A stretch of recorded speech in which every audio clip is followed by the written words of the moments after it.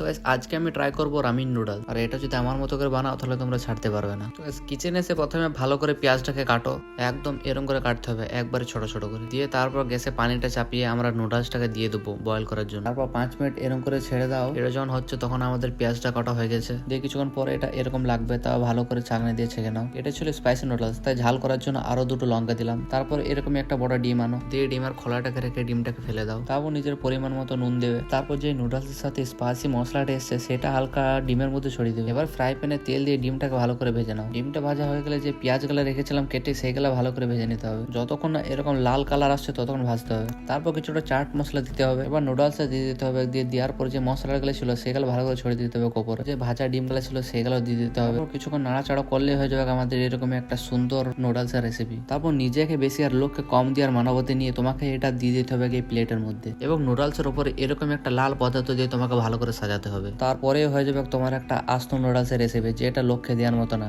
নিজের খাওয়ার মতো।